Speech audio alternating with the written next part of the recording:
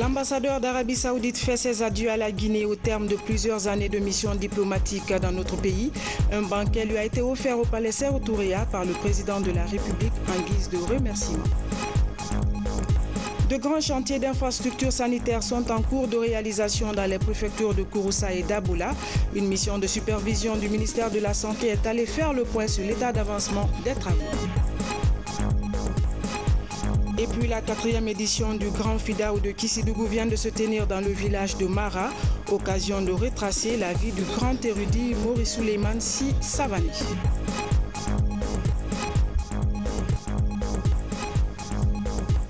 Mesdames et messieurs, bonsoir. Avant de développer ces titres, ce décret D 2018-057 PRG-SGG portant nomination du président du conseil d'administration de la société de gestion de l'aéroport de Conakry, Sogiag. Le président de la République décrète, article 1er. Monsieur Sékou Maï Diarra, administrateur civil, est nommé président du conseil d'administration de la société de gestion de l'aéroport de Conakry, Sogiag. Article 2. Le ministre d'État chargé des Transports, le ministre de l'économie et des finances sont chargés, chacun en ce qui le concerne, de l'application du présent décret. Article 3. Le présent décret qui prend effet à compter de sa date de signature sera enregistré et publié au journal officiel de la République. Conakry, le 4 mai 2018, signé professeur Alpha Condé. Décret D 2018-058 PRG-SGG portant nomination du procureur général de la République. Le président de la République décrète, article 1er. Monsieur Mamadi Diawara, doyen des juges d'instruction au tribunal de première instance de Dixine, est nommé procureur général en remplacement de monsieur Mandjour Chérif. Article 2. Le présent décret qui prend effet à compter de sa date de signature sera enregistré et publié au journal officiel de la République. Conakry, le 4 mai 2018, professeur Alpha Condé. Et puis la session ordinaire du Conseil des ministres s'est tenue ce vendredi à la présidence. Plusieurs sujets d'intérêt national étaient à l'ordre du jour. Le Conseil a notamment examiné la question du respect du genre dans les politiques sectorielles et dans les projets de loi du pays. Compte rendu Bernard Tanguino. À Sékou Touréa, la question du respect du genre inscrite en première ligne de la communication du chef de l'État. Professeur Alpha Condé invite le gouvernement à veiller à la dimension du genre dans l'exécution des politiques sectorielles et dans l'adoption des textes de loi. Au titre du premier point de l'ordre du jour, Monsieur le Président de la République a invité le gouvernement à plus de vigilance sur la prise en compte de la dimension genre dans l'adoption et la mise en œuvre des politiques sectorielles et lors de la conception des textes de loi et règlements. Le président de la République a demandé au gouvernement de veiller à mettre systématiquement en place des commissions interministérielles pour la préparation des textes de loi impliquant plusieurs secteurs d'activité. Le chef de l'État a également insisté pour que les textes d'application prévus dans les différents codes soient préparés et adoptés à temps. Le président de la République a demandé au ministre en charge de l'administration du territoire et de la sécurité de s'assurer que les orpailleurs clandestins qui avaient été déguerpis des zones aurifères ne sont pas revenus dans ces zones. Les ministres ont été instruits de prendre toutes les mesures nécessaires pour éviter leur réinstallation. Le chef de l'État a demandé au ministre en charge de la ville de présenter un état des espaces disponibles en vue de répondre à la demande de terrain de certaines organisations internationales souhaitant établir leur siège en Guinée. Au titre des examens des textes, plusieurs projets de loi sont présentés par les chefs de département. Les ministres de la Justice, des Transports et de l'Élevage ont tour à tour exposé sur les projets de loi relatifs à la réglementation des activités dans certains secteurs relevant de leur tutelle. À l'issue des débats sur les différentes questions suscitées, le Conseil a décidé ce qui suit. Le Conseil approuve le projet de loi portant Code de l'élevage et des produits animaux, présenté par le ministre de l'Élevage et des Productions animales, sous réserve de la prise en compte des observations formulées. Le Conseil demande au ministre de travailler avec le secrétaire général du gouvernement pour la mise en forme du texte avant sa transmission à l'Assemblée nationale. Au titre des divers, plusieurs rendez-vous nationaux et internationaux sont annoncés dans les prochains jours à Conakry. La 6e table ronde des décideurs de l'initiative africaine des politiques d'inclusion financière le 10 mai 2018, la conférence régionale sur les matières non linguistiques du 21 au 25 mai et l'ouverture du forum de l'étudiant guinéen le 10 mai 2018. C'est un grand ami de la Guinée qui vient de faire ses valises. L'ambassadeur d'Arabie Saoudite en poste à Conakry quitte notre pays au terme de plusieurs années de mission diplomatique. À cette occasion, une grande cérémonie lui a été offerte par le président de la République au palais Sékou Touré en guise de remerciement et d'adieu. Reportage Abdou Karim Kondé. Cette cérémonie a été organisée par le président de la République, professeur Alpha Condé, à l'occasion du départ de l'ambassadeur du Royaume d'Arabie Saoudite en Guinée. Il a regroupé autour du chef de l'État les représentants des institutions républicaines, les ambassadeurs accrédités en Guinée, les représentants des organisations internationales et les membres du gouvernement. Son Excellence Souleymane Saleh Ali Alfred, ambassadeur du Royaume de l'Arabie Saoudite en Guinée, a été nommé au grade de commandeur de l'Ordre national du mérite de la République de Guinée par le chef de l'État, professeur Alpha Condé. Le grade de commandeur de l'Ordre national du mérite de la République de Guinée est décerné à son Excellence, M. Souleymane Saleh Ali Alfred, ambassadeur du Royaume de l'Arabie Saoudite en République de Guinée, pour sa contribution exceptionnelle au renforcement de la coopération et de l'amitié entre nos deux pays. De la République, grand maître des ordres nationaux et en vertu des pouvoirs qui nous sont conférés, nous vous faisons commandeur de l'Ordre national du mérite.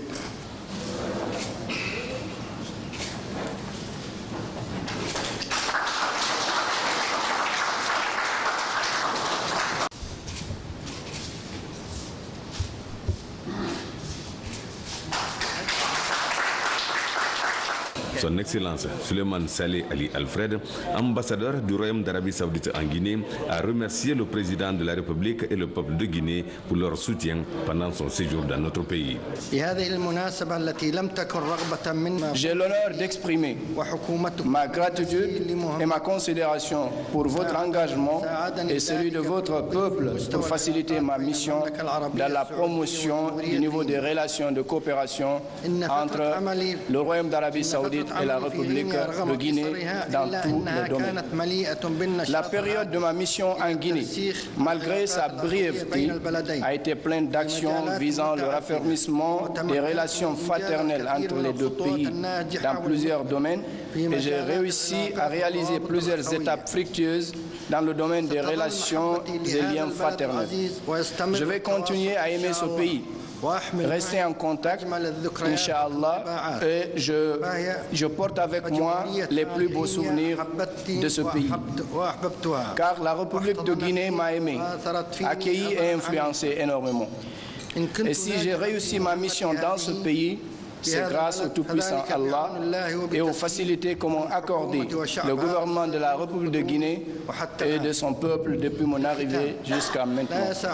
Excellence, Monsieur le Président de la République, Mesdames et Messieurs, je ne saurais terminer sans remercier mes chers collègues ambassadeurs des pays accrédités en République de Guinée, car nos relations ont eu un impact positif sur la réalisation de nos objectifs. Je vous souhaite, Excellence, Monsieur le Président de la République, plein de santé et de bonheur, et à votre peuple et votre pays hospitalier, plus de stabilité, de progrès et de prospérité. Le président de la République, professeur Alpha Condé, a salué l'effort fourni par son Excellence Souleymane Saleh Ali Alfred, ambassadeur du Royaume d'Arabie Saoudite en Guinée, pour le renforcement des relations de coopération entre les deux pays. C'est toujours un regret lorsqu'on doit se séparer entre amis, mais malheureusement les fonctions de diplomate l'exigent.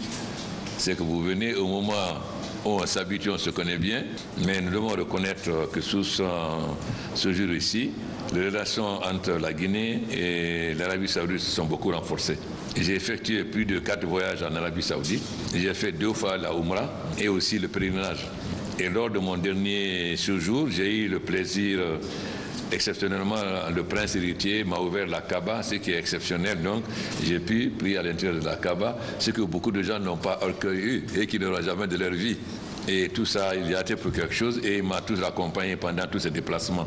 Partout où il sera, il faut qu'il sache que le peuple de Guinée reste son ami et nous n'oublierons pas son passage ici. Nous restons tous des amis et il sera toujours l'ami du peuple de Guinée. Donc je lui souhaite le bon retour et tous mes vœux l'accompagnent dans ses futures fonctions. J'espère qu'il aura l'occasion de venir en Guinée en touriste. Merci beaucoup et à très bientôt.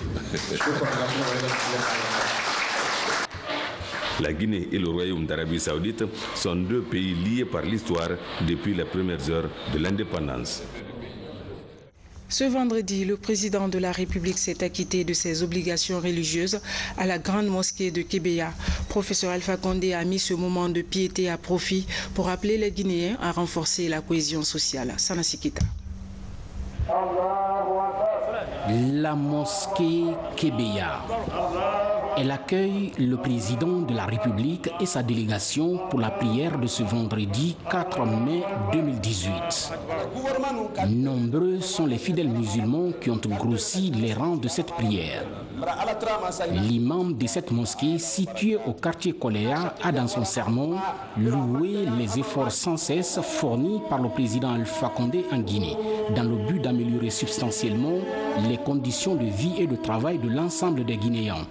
Andi mansa tando la banda kanke dina tiri andi mansa tando alladhi walla alayna khiyarana mansa menka annamo bere men kota ko che an kuna mansadi no professeur Alpha Condé di andi mansa ni tando mansa men ko ke mansadi kabla an kuna bada majihi fi sulta anako mansa yala 2010 shahidat jumhuriyatu khini tatawurat wa tanmiya la Guinée bara yeli ke développement na fi kulli majalati domaine bela denina fi majalil amni nan wada sécurité la andi ala tando sécurité e jamana europe kono fi majalis siyasi nan wada politique ta wanya kany fi majalis ziraa nan wada agriculture lo wallahi président bara kerondo fi majalil bina nan wada construction do so même tamini be kay kobaya fe même tamini ro.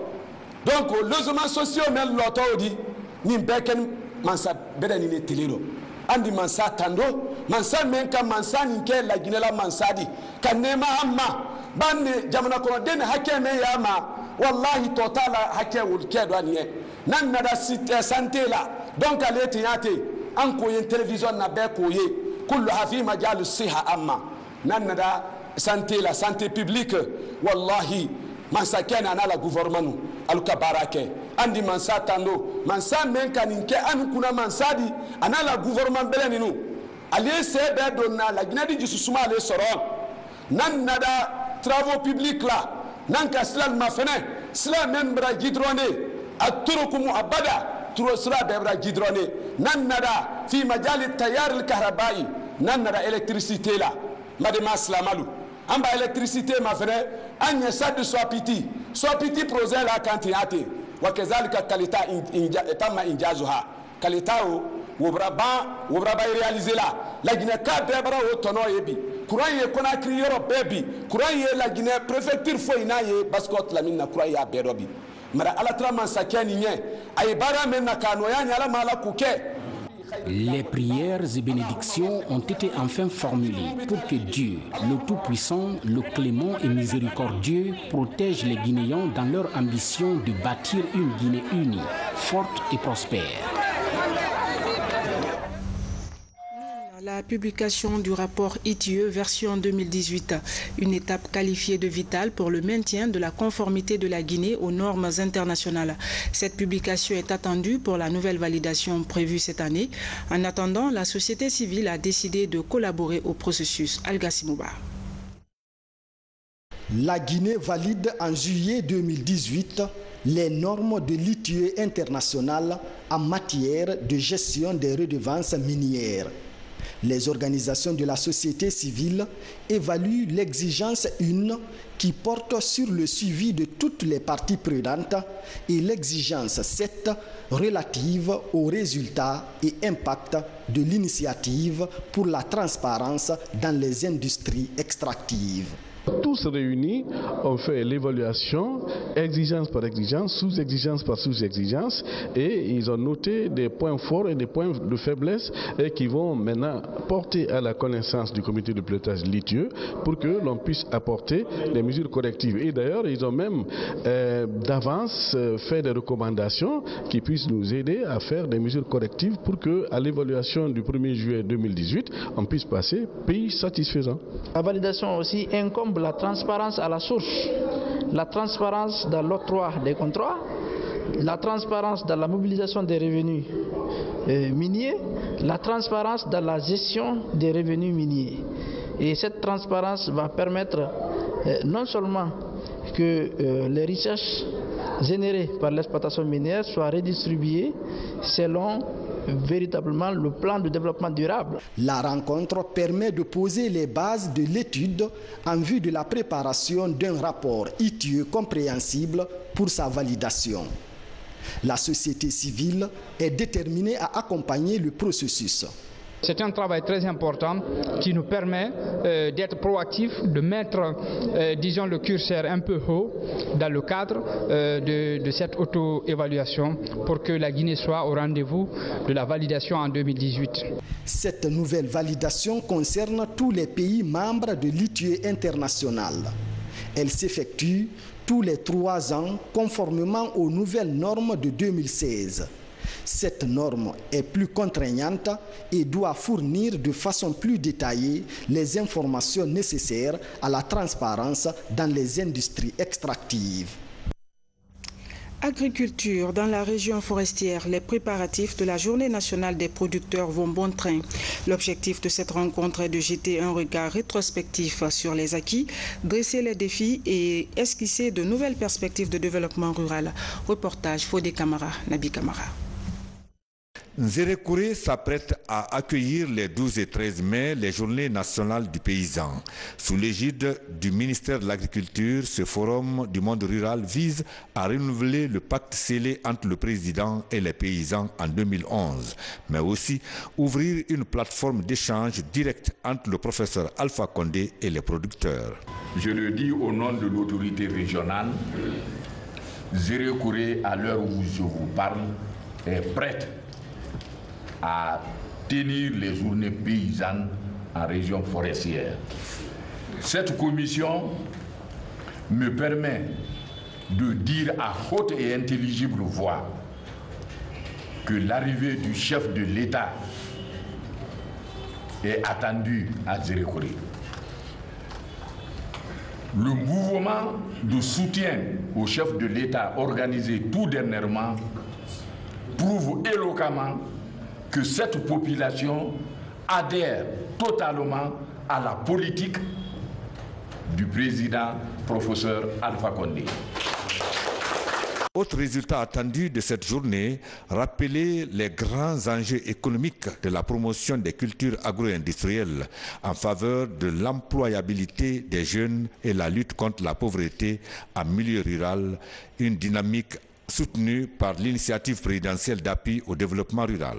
Dans le cadre de l'initiative présidentielle, l'année passée, j'ai eu la chance de payer pour 3 hectares. Les 3 hectares là, tous ont été plantés.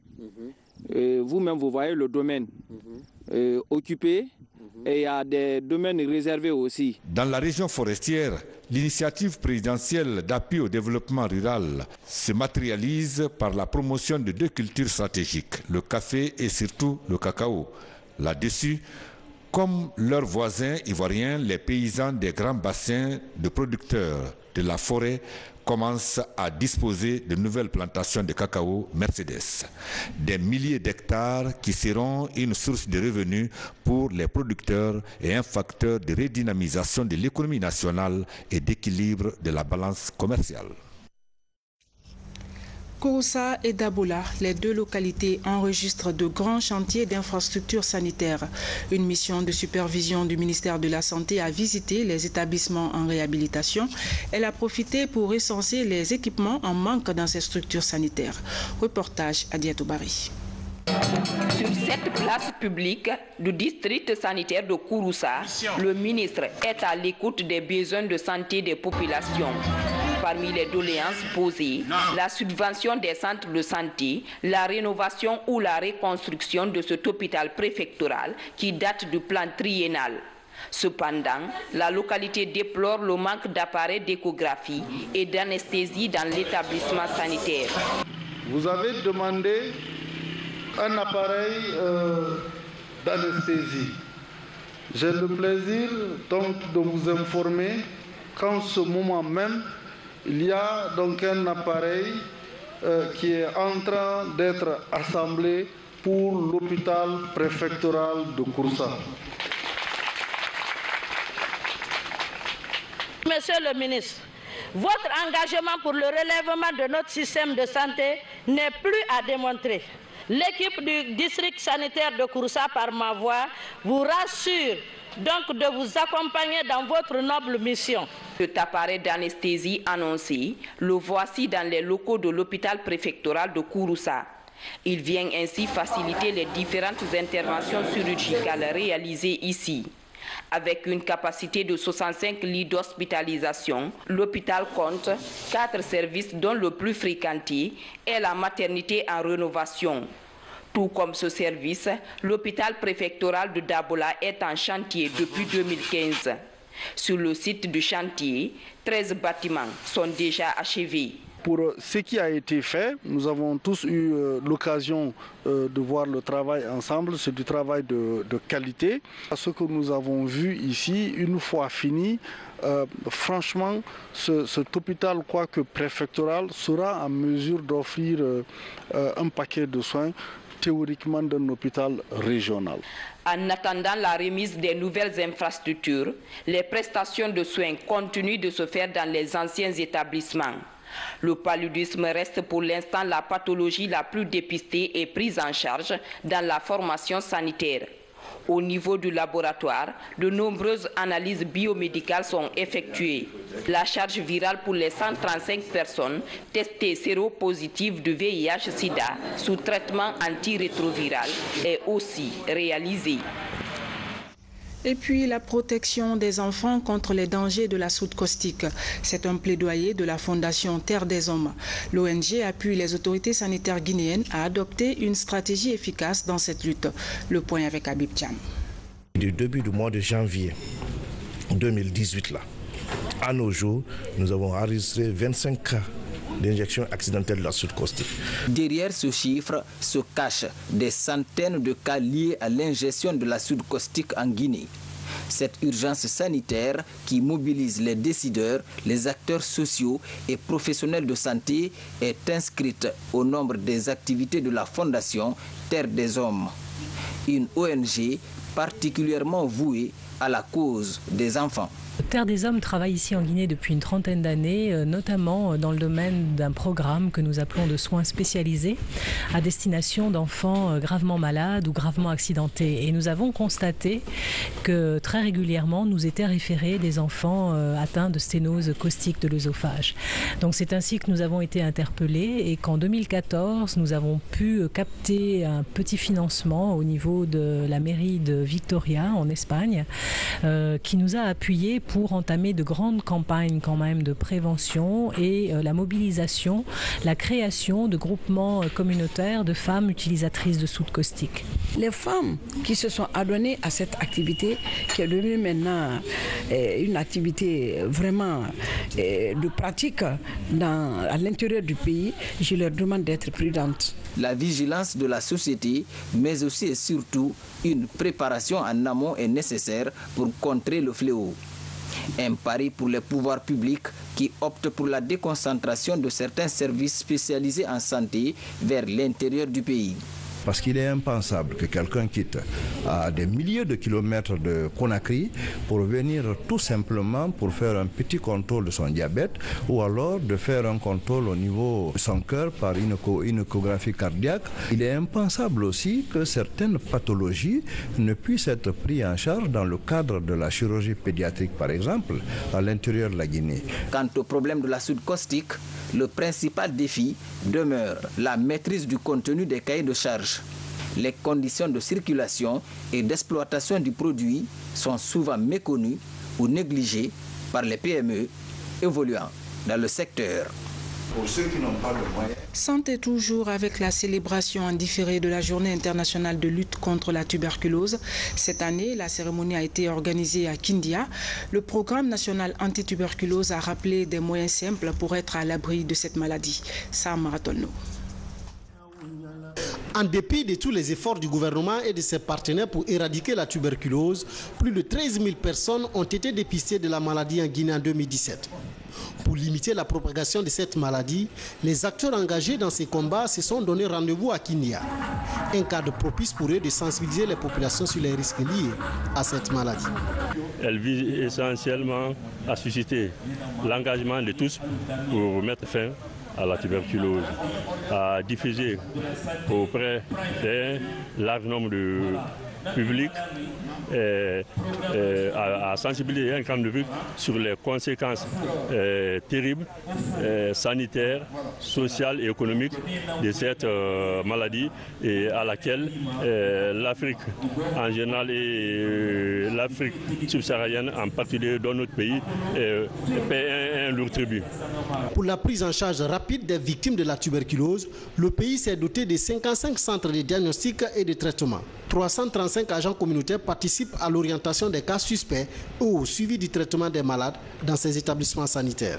Il y a une forte mobilisation des agents communautaires qui ont été formés dans 20 préfectures de la Guinée, n'est-ce pas, pour la recherche, n'est-ce pas, des cas présumés, la recherche des perdus de vue, ensuite la prise en charge communautaire des malades tuberculeux par ces agents communautaires. Autres participants à cette célébration, les guéris de la tuberculose et les personnes en phase finale de traitement. Ils sont venus témoigner de la prise en charge dont ils ont bénéficié. Des sketchs sur les symptômes et la gratuité du traitement de la tuberculose sont présentés au public. Moi, j'ai été victime de cette maladie. Bon, le début, je suis allé au centre de santé de Damakania pour faire les examens. J'ai fait mes examens, bon, ils ont trouvé cette maladie sur moi, soi-disant que ouais, je suis atteint de la tuberculose. Bon, ils m'ont prescrit des médicaments et ils m'ont donné des médicaments à prendre. En guise d'encouragement, des guéris et malades de la tuberculose reçoivent des vivres et des savons de plan international. Une manière pour cette institution de témoigner de sa solidarité à ces personnes. Voilà. Éducation. Alors que les cours ont connu des perturbations cette année, le ministère de l'enseignement préuniversitaire décide de maintenir les dates des examens scolaires. Le département a organisé à cet effet une rencontre d'échange pour plancher sur la stratégie à mettre en place. Reportage Mamaïsata Kamara. Qui veut voyager loin ménage bien sa monture, dit-on. À quelques semaines des examens nationaux, les cours de rattrapage se multiplient dans les établissements publics. Au lycée 2 octobre de Conakry, élèves et enseignants sont de plus en plus motivés à achever les programmes avant le jour J. Ce que j'ai à dire à mes amis candidats du baccalauréat, même du baccalauréat, que ce soit du baccalauréat, de l'examen ou du brevet, c'est de fournir beaucoup d'efforts cette fois-ci. L'année passée, il y avait eu beaucoup d'échecs. Comme il y avait eu beaucoup d'échecs là, fournissons l'effort pour que l'année là, que nous ayons beaucoup de pourcentages. Cette année, plus de 450 000 candidats affronteront les examens nationaux. Au ministère de l'Éducation nationale, de nouvelles mesures sont annoncées ici devant la presse par le ministre de tutelle. Dans le cadre des préparatifs des examens nationaux session 2018, le département de l'Éducation nationale et de l'alphabétisation a réalisé plusieurs activités dont, entre autres, l'élaboration de chronogrammes détaillés de déroulement des examens nationaux, l'identification des différents centres d'examen par option et type d'examen selon les critères bien définis, le contrôle répété des listes saisies des candidats pour corriger d'éventuelles erreurs de frappe, les doublons, les candidatures non justifiées, les erreurs de photographie et les omissions a permis d'élaborer une liste propre et définitive des candidats aux examens nationaux. La version définitive des listes des candidats pour tous les examens est disponible au Service national des examens, contrôle scolaire et de l'orientation. Pour cette année, les examens vont démarrer le 18 juin pour l'entrée en 7e année, le 25 juin pour le BEPC et le 4 juillet le baccalauréat. Pendant les vacances, les enseignants seront formés. 320 millions de francs guinéens, c'est la somme qu'il a fallu lever pour réaliser des infrastructures sociales à Norasoba. Les ouvrages ont été inaugurés récemment par le ministre de la Fonction publique. Reportage Adi Kamara. C'est une série d'inaugurations d'un certain nombre d'infrastructures réalisées ici à Norasoba, dans la préfecture de Sigiri. Il s'agit de la résidence et du bureau du sous-préfet, du centre d'accueil, de la radio communautaire et du centre informatique. Le tout financé à plus de 320 millions de francs guinéens par la CRD, les fils résidents et les ressortissants de Norasoba. Chaque année, la fête de la mare est devenue une occasion, une opportunité de montrer au monde nos réalisations. En 2016, nous avons procédé à 2 inaugurations. En 2017, nous avons procédé à une inauguration du monument érigé à l'honneur du premier maître de Nora. Cette année, cette dynamique a évolué. Nous avons réussi ce matin à procéder à 5 inaugurations. Aujourd'hui, Norasoba est la capitale culturelle de la Guinée. Norasoba s'agrandit et les besoins deviennent de plus en plus pressants. C'est pourquoi il est temps de privilégier la construction des infrastructures socio-éducatives, rapprocher l'administration des administrés, cultiver l'esprit du dialogue et promouvoir la participation active au développement local. Nous, UNICEF, au nom du système des Nations Unies, nous allons être présents aux côtés des communautés de Norasoba, aux côtés de tous les autres partenaires, aux côtés des fils et des filles de Norasoba, pour faire en sorte que le défi de développement local puisse être relevé et que nos populations puissent être fières de ce que nous sommes en train de réaliser aux côtés d'elles.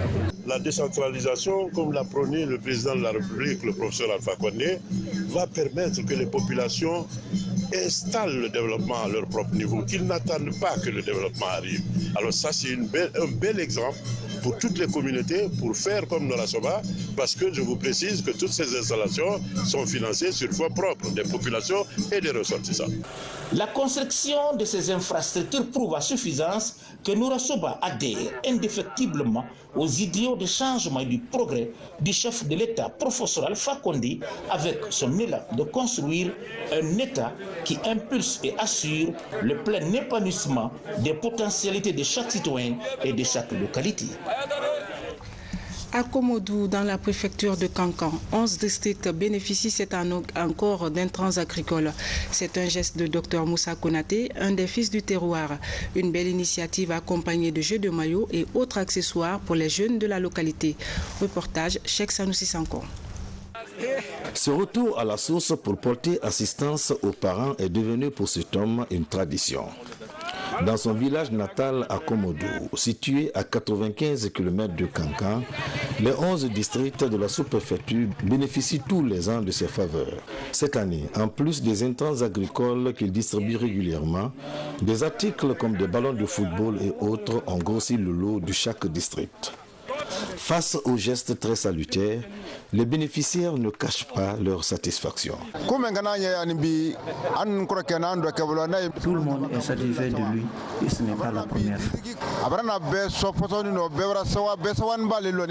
En tant que fils du terroir, le donateur qui n'est pas à son premier geste ne perd pas de vue les facteurs clés pouvant contribuer à l'harmonie et à l'épanouissement de la jeunesse.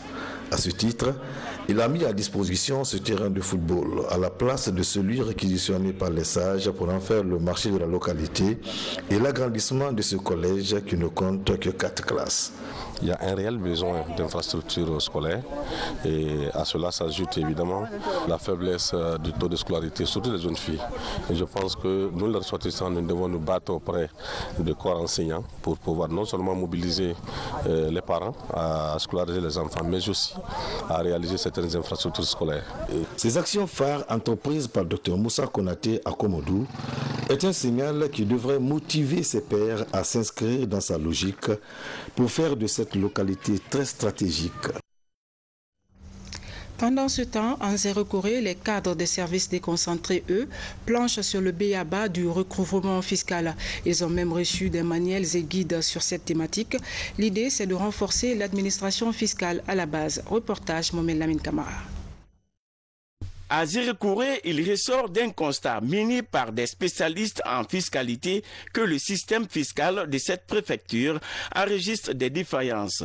Pour aider les services déconcentrés et décentralisés à mieux maîtriser leur potentiel fiscal, les acteurs locaux apprennent les outils de la bonne gestion locale en termes de recouvrement des recettes fiscales et du contrôle du budget communal. Le guide de fiscalité locale est un document qui s'adresse à tous les acteurs du processus de recouvrement des impôts et taxes locaux.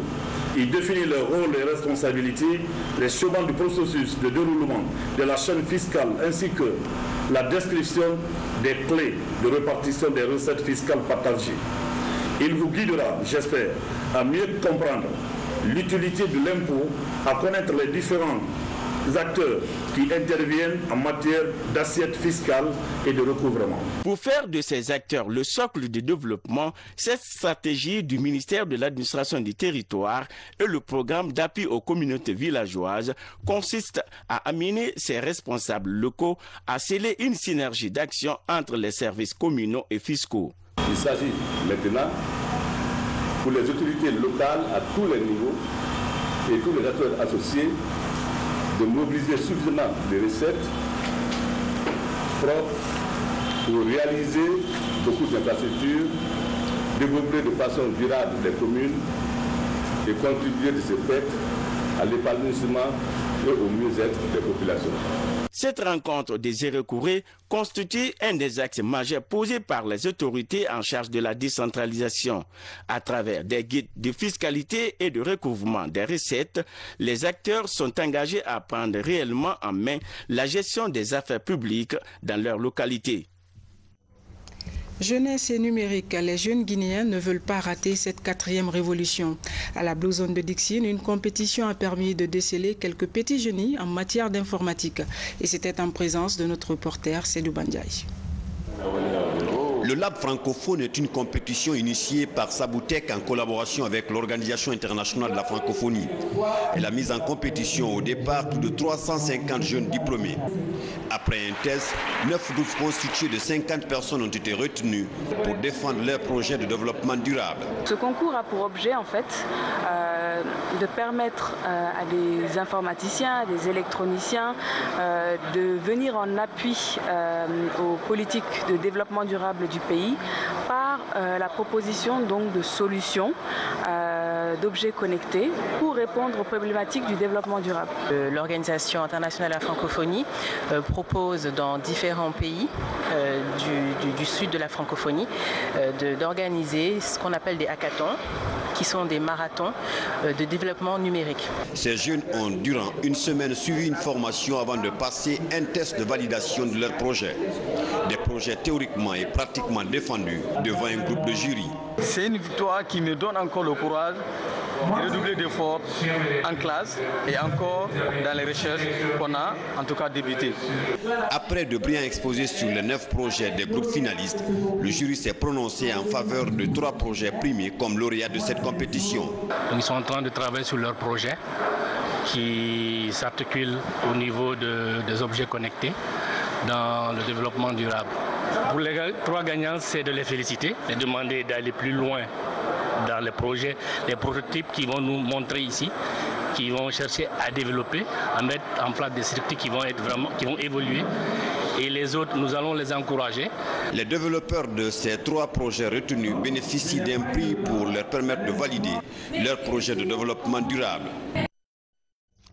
Et on termine avec le Grand Fidao de Kissidougou. La 4e édition vient de se tenir dans le village de Mara.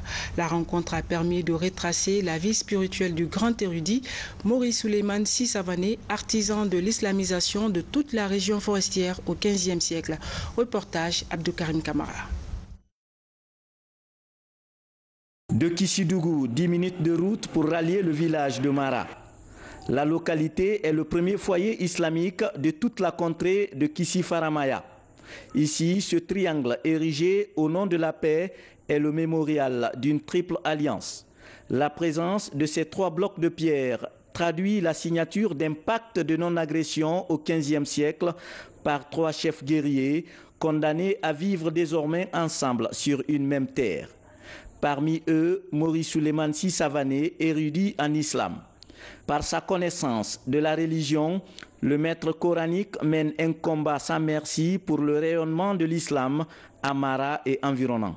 Il a réussi, n'est-ce pas, à construire des écoles coraniques, des centres de formation. Dans les autres localités. Dans les autres localités. Pas seulement ici. Si vous voyez que Samori Touré n'a pas prolongé son combat, il n'est pas rentré en forêt, c'est grâce à Maurice Souleymane Sy Savané. Ils se sont compris très tôt. Samori a reculé. Voici le mausolée de Maurice Souleymane Sy Savané. Décédé depuis près de 2 siècles, ses fils et arrière-petits-fils entretiennent jalousement cet héritage. Pour y parvenir, l'idée d'organiser chaque année un fidao à l'honneur de l'érudit est née il y a 4 ans. Nous, les héritiers, nous sommes en train d'entretenir ça dans de bons sens, dans de très bons sens. Si on ne s'était pas mobilisé, si on ne représentait pas nos grands-parents d'avant aujourd'hui, l'Union européenne n'allait pas avoir le courage de faire cet acte ici. C'est ce que nous sommes en train de suivre. Il faut surveiller parce que c'est un acquis que nous avons trouvé sur place. Il faut l'entretenir. De nos jours, Mara est devenu un haut lieu de bénédiction.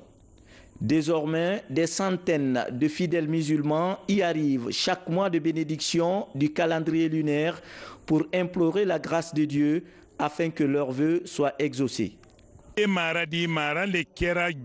Yandina sindi folo ka dina la sindi jamana yin kono yan ka la jensen mara le wudu folo di.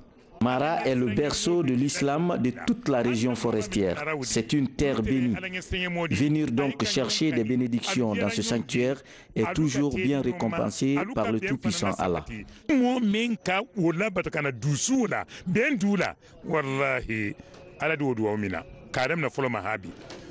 Qu'on soit 2, qu'on soit X, il faudrait qu'on ait ça en tête en disant que notre bien commun, c'est la Guinée. Notre bien commun par rapport à Farana, c'est notre région. Notre bien commun par rapport à Mara, c'est notre village Mara. Donc, nous devrions nous engager dans la voie de la cohésion sociale, dans la voie de la paix, dans la voie du pardon réciproque, à le fait d'atteindre les objectifs d'une paix durable parce que nous aspirons au développement. Or, il n'y a pas de développement sans paix. Et pour la continuité, la descendance de Maurice Souleymane Sy Savané nourrit l'ambition de construire à Mara une grande école coranique. Une manière pour elle de rassembler par la religion tous les fils de Kissi-Faramaya. Avant de refermer ce journal, je reviens sur ce décret D 2018-057 PRG-SGG portant nomination du président du conseil d'administration de la société de gestion de l'aéroport de Conakry, Sogiag.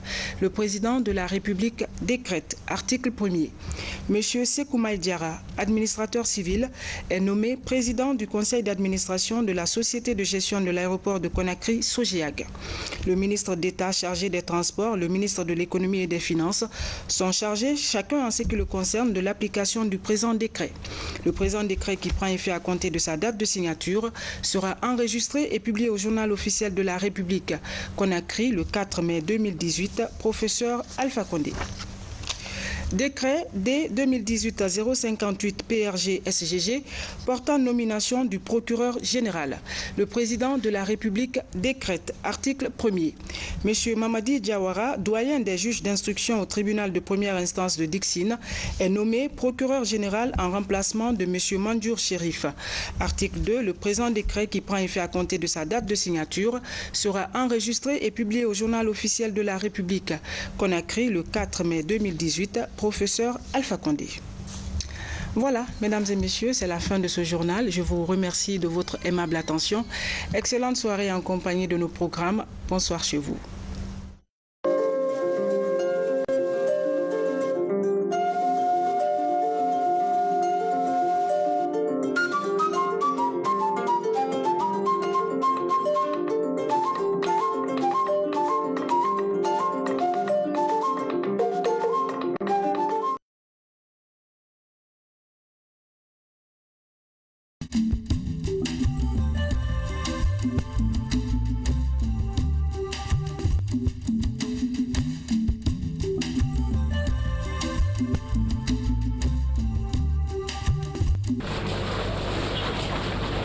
Le président Alpha Condé à la maison de la presse.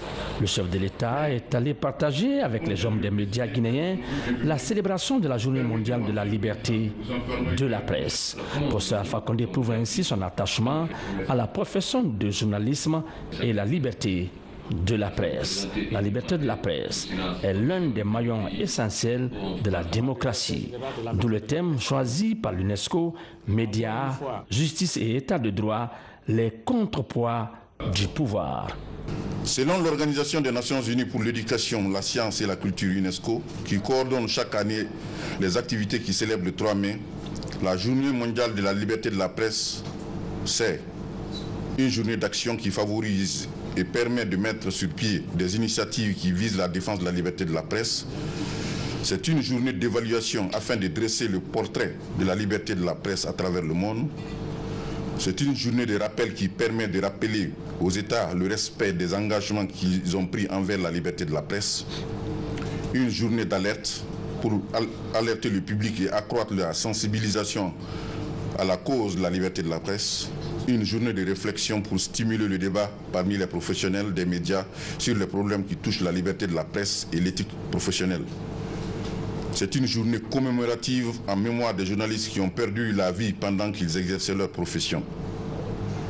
Une journée d'appui envers les médias qui sont victimes de mesures qui entravent la liberté de la presse ou qui visent à l'abolir. Sans forcément se plier au classement général fait par Reporters sans frontières en la matière, à la veille quasiment de chaque célébration et qui classe notre pays cette année au 104e rang. Permettez-moi, Monsieur le Président, de vous informer qu'un projet de convention collective est en cours d'élaboration entre les patrons de presse et le syndicat des journalistes. Cette convention, une fois adoptée, viendra davantage alourdir les charges des entreprises de presse. C'est le lieu de souligner que les entreprises de presse sont confrontées à de sérieuses difficultés, surtout d'ordre financier. Tout en saluant l'augmentation sensible de la subvention accordée cette année aux médias guinéens, nous souhaiterions que de commun accord, d'autres difficultés soient mises sur table en vue d'être aplanies. Parce qu'en vérité, sans des entreprises économiquement viables, le pari de la liberté pour les journalistes risque bel et bien d'être hypothétique. D'ores et déjà, qu'il vous plaise, Excellence, Monsieur le Président de la République, d'accéder au vœu sans doute le plus partagé aujourd'hui par l'ensemble des acteurs des médias guinéens. C'est celui de voir rapidement construit un siège pour la maison de la presse de Guinée, à l'instar des autres pays de la sous-région. Un chapelet de plaidoyer auquel le président Alpha Condé se dit prêt à accéder, à condition que les médias guinéens, selon le chef de l'État, essayent de vendre à sa juste valeur l'image de la Guinée. Je vous souhaite une bonne fête. C'est étonnant que la Guinée soit placée 104e. Quand des pays africains disent démocratie mieux placée, les journalistes sont arrêtés. Tout le temps, injure au chef d'État, ils sont arrêtés, emprisonnés, les journaux fermés. Je pense que vous ne contribuez pas à améliorer l'image de la Guinée. Vous êtes responsable de cela. Je dis souvent que la Guinée est victime de son passé. C'est qu'il y a que c'est encore la Guinée. Un jour, j'étais avec l'ambassadeur.